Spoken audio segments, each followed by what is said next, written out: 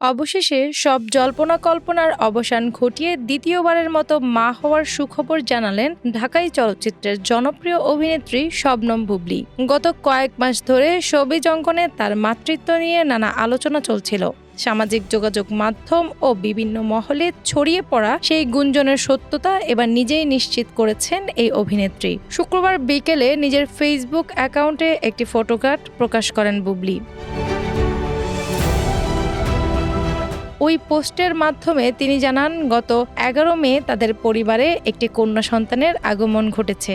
একই সঙ্গে নবজাতকের নামও সবার সঙ্গে ভাগাভাগি করেন তিনি। বুবলীর কন্যার নাম রাখা হয়েছে শার্লিন খান। ফটো কার্ডে দেওয়া বার্তায় অভিনেত্রী মহান আল্লাহর প্রতি কৃতজ্ঞতা প্রকাশ করেন। তিনি উল্লেখ করেন, সৃষ্টিকর্তার অশেষ রহমতে তাদের পরিবারে নতুন অতিথি এসেছে।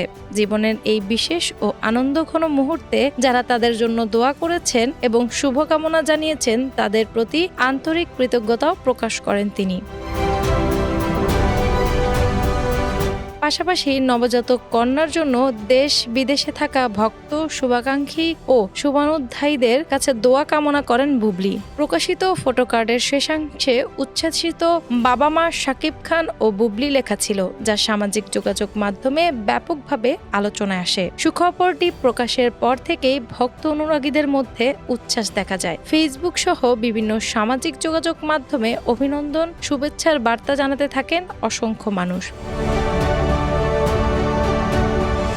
শোবিজ অঙ্গনের সহকর্মীরাও নবজাতকের সুস্থতা, সুন্দর ভবিষ্যৎ এবং দীর্ঘায়ু কামনা করে শুভেচ্ছা জানিয়েছেন। উল্লেখ্য, 2022 সালে শাকিব খান ও শবনম বুবলীর বিয়ে ও সন্তান থাকার বিষয়টি প্রকাশ্যে আসে। পরে জানা যায় 2018 সালের 20 জুলাই তারা বিবাহ বন্ধনে আবদ্ধ হন, যদিও দীর্ঘ বিষয়টি গোপন রাখা হয়েছিল।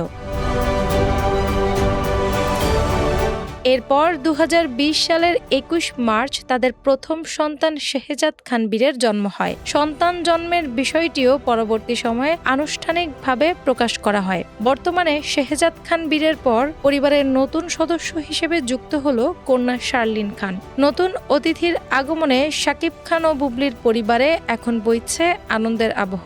তাদের এই সুখবর ঘিরে ভক্তদের মধ্যেও তৈরি হয়েছে উৎসব মুখর অনুভূতি। ডেস্ক রিপোর্ট, বাংলাবাজার পত্রিকা।